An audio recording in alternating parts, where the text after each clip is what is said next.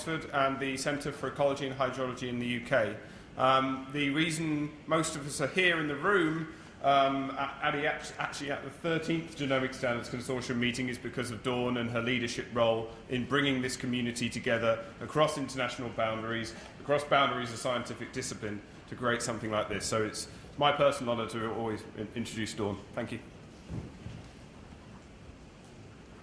Right, so it's very exciting to be here, to be in China for the first time, to speak after Rita Colwell, to know all the talks that are coming out after this, to have a lot of the GSC board here, to have Jack introduce me. We've been working.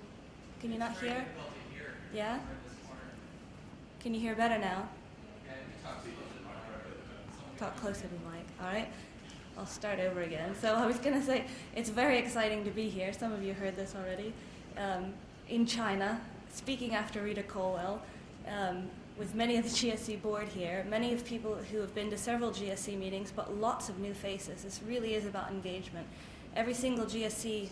No, it's still not working. You can't hear me? All right, I'm going to stand right here. So Rita knows how to do this. Yeah, I don't. Okay. All right, one more time. I'm going to try this. Okay. Where did I get up to? Right, so that there's a real sense of community growing, and that most of these meetings are about outreach, and that each meeting sort of has a different flavor. And the flavor of this meeting very much was to bring the science to the fore. Any of you who were at the first GSC meetings, we would always start them off with sort of talking about sequencing that was coming down the pike. And at that point, you know, we were having, I think we started in 2005, you know, there were hundreds of genomes.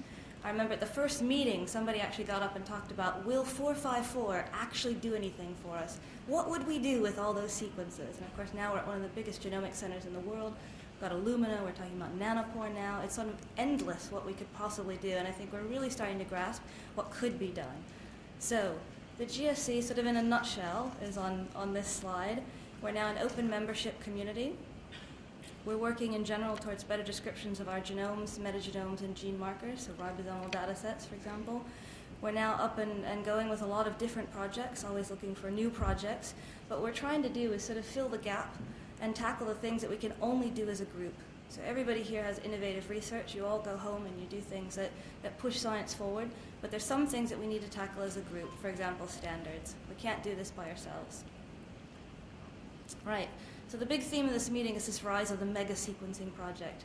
And it's not enough anymore to sequence one genome or a handful of genomes. People are constantly upping the numbers, and there are questions that you can answer with this.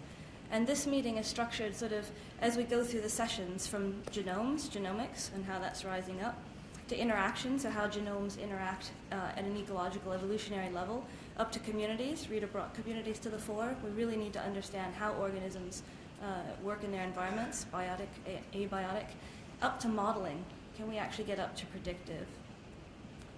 So if we sort of look at the genome revolution and see how fast it's going, what I want to try to say is that this is a decade where a lot of you in the room are going to shape what's going to happen. This is probably one of the most exciting decades in terms of genomics. It really is just starting. So we've gone from several sort of Nobel Prize winning events from the discovery of DNA. It's only 1953. It's not that far back. Innovation of sequencing, another Nobel Prize winning invention. PCR, the fact that you could generate a lot of DNA, manipulate it. Sequence searching, sort of the rise of bioinformatics, the fact that it was quick, that you could look at homology and try to figure out what the content of these genomes actually gave you. The internet, this made data freely accessible. A lot of what we're going to talk about is data sharing. Certainly when I got my PhD, genomes were just starting to come out. I moved into bioinformatics because I could get the data. You could sort of complement benchtop studies with lots of data. Then we started seeing the sequencing revolution. So Haemophilus in 1995, the first genome, the first eukaryote in 1996, the yeast, and then of course the human genome. Now everything was really sort of up and running. And then we got into the metagenomic revolution. So Craig Venter, the Sargasso Sea, sort of a dead patch of ocean, there should be nothing here, and there were huge numbers of new genes. And certainly this message was really hit home with the Global Ocean Survey, and that was a real milestone, but now there are many, many projects that are following in his steps. Next generation sequencing, now you could sequence a lot more, much cheaper. You start to see this decline in cost and this democratization of sequencing. GABA is this Genomic Encyclopedia of Bacteria and Archaea, again, large systematic projects, uniform. First publication came out with 56 genomes. Again, one of the main findings is how many novel genes and how much diversity we still have to look at. Human genome microbiome project, we're getting into synthetic life, and all of a sudden you've got thousands of human genomes. So I'm sort of scaling up here, and I've purposely left this blank. This is the next decade, and the people in this room are going to shape this decade, and hopefully the GSC, as part of this, we can think about how we provide stewardship over this data. We've got EMP, Jack will talk about EMP, there's Ocean Sampling Day, there's Tara Oceans, many of these projects are in the audience. And I'm going to talk about one, sort of even farther out there, which is this idea of genomic observatories. So we'll have a session on this, and the next GSC is actually focused on this. So what can we do with all of this knowledge and understanding that we need highly contextualized data to get the best science out? Huge technologies, huge capacity, new ability to not only do bioinformatics but move towards modeling. If you focused all of that on a site, we've been working with Jack quite a bit in the Western English Channel. You look at a time series with enough environmental context, you see wonderful seasonality, you can really start to pick apart these biological trends. And also with Maria, Neil Davies is here, we've been trying to drive this idea of genomic observatories. So some of these grand challenge questions are to go beyond sort of genomics, put it in context. Can we understand biodiversity and ecosystems through the 21st century? Can we really think big and get a handle? A lot of people think biodiversity is still too complex. And how can this be translated into bits of science that work at the local, regional, and global levels? So we've started to bring this network together, and again, it'll be the basis of the Oxford meeting. There are now 15 sites, so HOTS, BATS, you'll recognize a lot of these. Whiteham Woods, the University of Oxford has a long-term terrestrial site, it's one of the best in the world, Rothamsted. There are many sites coming together, including Elfborn and Maria sort of leading this. There's 67 authors on here, along with networks. We're not trying to start another network. But of course, we're working very closely with the Genomic Standards Consortium because, again, context is everything. So again, thinking about this from genomes to interactions to communities to models, could we eventually understand an entire ecosystem? Right, so again, this is Maria. And one of the things, I posed a question to somebody once, it was in an interview, sort of how far do you think sequencing is going to go? And we talked about, do you think you could sequence a whole island? And this was only 2 years ago. And the person said, no, it's 10 years off, it's this, it's that. And I said, there's a biocode project in Maria, and they're sequencing through DNA barcoding at this point, everything on the island. Neil will talk about this more. But once you have that, you have a foundation, you have a reference database. If you could pull all the information together across this island, you could get up to ecosystem level models. So this will be the focus of the next GSC. As we say, we're continually evolving. So the next one will be at Oxford. After that, we go to Maryland. Then we go to Australia. Then perhaps we'll go to Ghent. But the open invite is that we're always looking for new venues. So this will be at the University of Oxford the week of September 17th. Focus on site-based research, again, because it's so highly contextualized. This is one of the best chances we have to really get this data integration question right. Genomic observatories hopefully will launch. GSC standards, RDF, so new ways of linking data, pushing towards modeling, and this idea of biocode commons, that you can merge software together that helps with genomic observations. All right, so coming back to the GSC, I really like this idea of building a communal table, and this comes from talking to the board and a lot of other people, that the GSC is now a platform that we hope people can use to drive not only communication. So one of the first things that happens is we're all communicating in the room about your own projects. There's a lot of sort of introduction of people. You see this sort of circulation of information, and from that we've built a community. So there is sort of a carry-through on community. From that arises collaboration, and we have several projects. But we're now really trying to build this idea of a communal table, that when you come into the GSC, we sort of all sit at one table and have ideas that are put there, and you work on them together. You can always, go to your own homes and have your own projects, but that we sort of enjoy this together. And the metaphor then is that, meals are nice, and you have sort of this feast of information. We'd like to continue on with that spirit, sort of things that we can do together. So main areas of interest now, I'll go a little bit more. We're going to have a whole session, 2 sessions on Wednesday, on the last day, that sort of really dig into what the GSC is doing. But of course, to date, we've covered genomics, metagenomics, gene marker sequences, which of course have been around for a long time, but we've sort of broadened out. And of course, the main the main thing that we want to all try to respond to is how do we cope with this data bonanza. So we're not covering everything, we're not doing everything yet, but we're trying to look at this very high-level metadata that pulls this together to also discovery and also interpretation. So we need both innovation and community agreement, and a lot of times this involves our scientific thinking, also our technical thinking, but a lot of times our sociological thinking. Simply we need to have this sort of fabric of how we work as a community. Just being here in this room is part of that sort of social change. So just a metaphor, this data supermarket. So when you go in the supermarket, you know that there are labels. You can pick your food, and I owe this to Norman Morrison, who sort of built this analogy through the use of ontologies and other things. You know what you're getting, and you use those ingredients to make food. You do things with them, which we'll sort of take as a metaphor, as doing some real science. And in many cases, our data still looks like this. The labels are off the tins. What do you know? How do you know what's inside? And of course, our job, many people's jobs, is sort of think about how do you package this up and put it out into this market. Could we start stamping it with these kinds of labels, phenotype, environmental context, pH of a water sample? So I want to talk really quickly about standards. A lot of people think standards are very dry. They're sort of the thing that comes and chokes you instead of being the thing that actually innovates. And we don't want to standardize everything. We want innovation to thrive, obviously. But just for a moment, if you think about, for example, electrical plugs, we've come from all over the world, and yet we can all plug in our electrical devices because somebody somewhere got together and made electrical outlets. That you might need an adapter, but at least you can get onto electricity.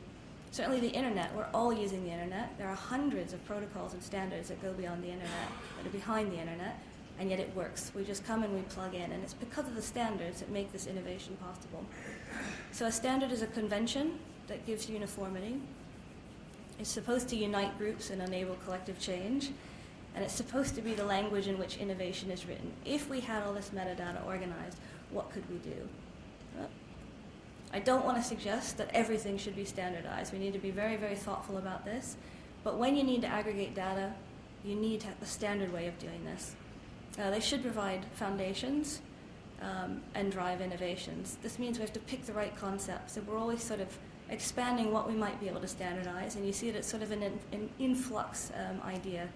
And you need to certainly have the right people at the right time. The GSC is a place where we can try to bring this expertise together and have good groupthink. But certainly we're not happy to standardize everything, and we do this for the sake of science. We'd all rather be doing science. So community-driven solutions, I think, is sort of an obvious thing. You identify a problem, you bring a community together, you define the scope, you implement the solution, move towards gaining adoption. And people who work in this area, there'll be a session on this in data sharing, know that this is a long process. It takes a while. It's a several-year process. And certainly GSC has been working for a long time. On the one hand, we've made lots of progress. And on the other hand, there's still so much to do.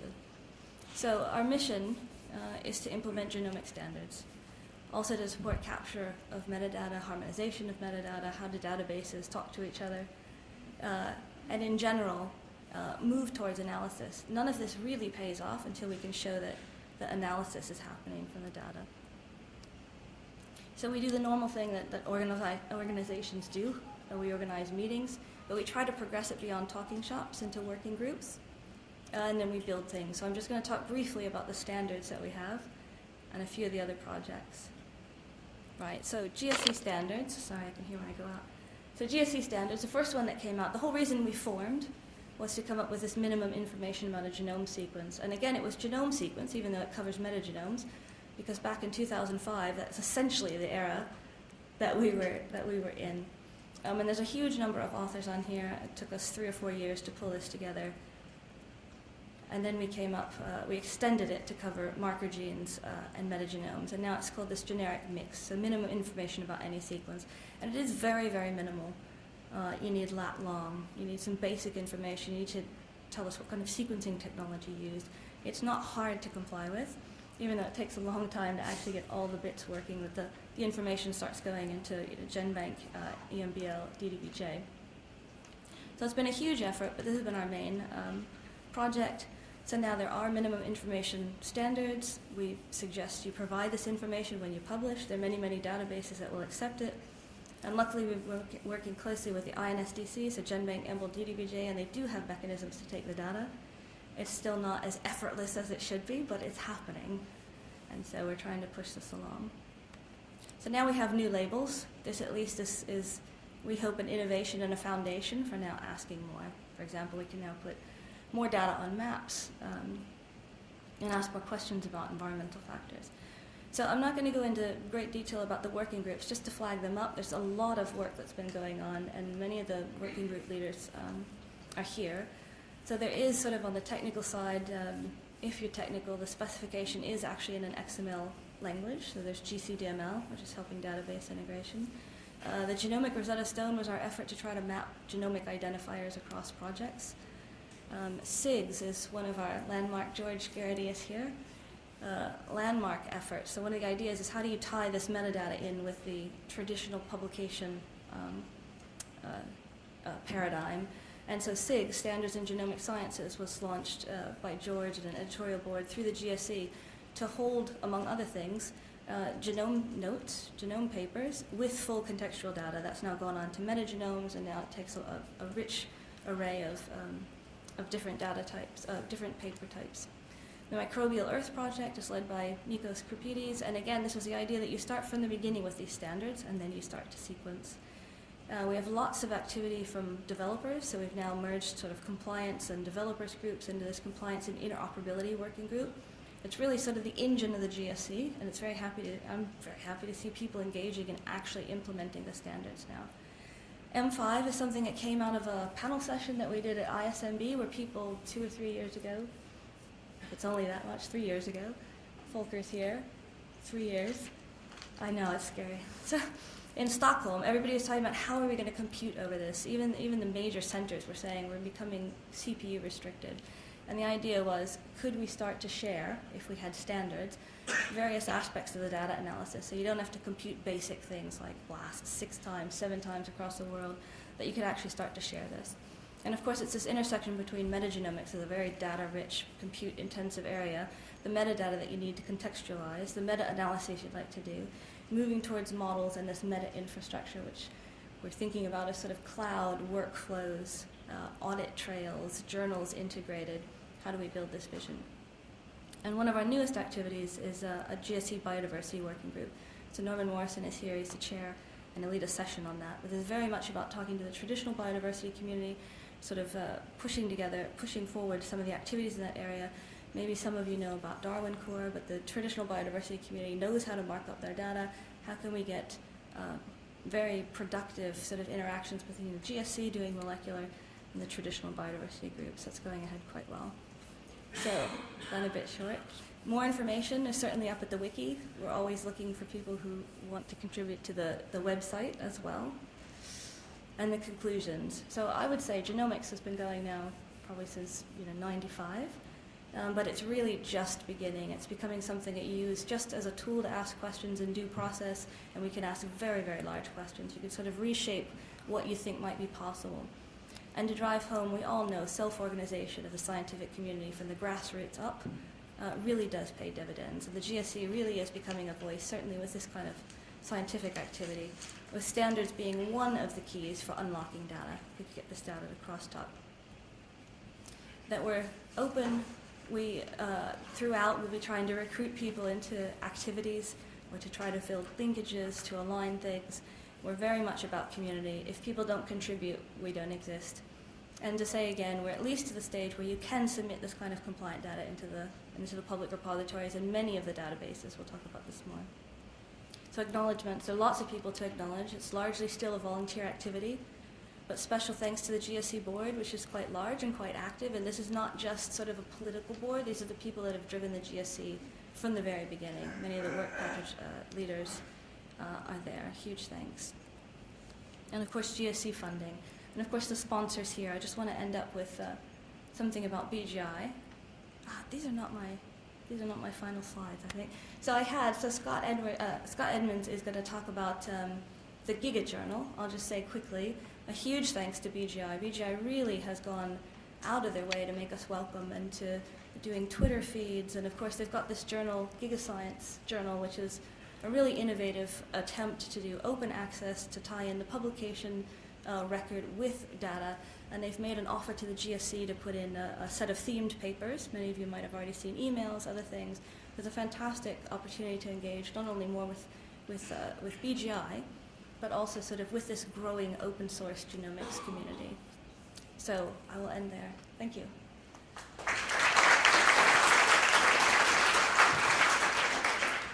Any questions at all? Got a couple of minutes. One good thing about this kind of small meeting is that there's plenty of time to engage with the speakers after their talks and in the break times. We have little break times, but you can at least track them down and chat with them then. Do we have a pillar. Sorry, there you go. That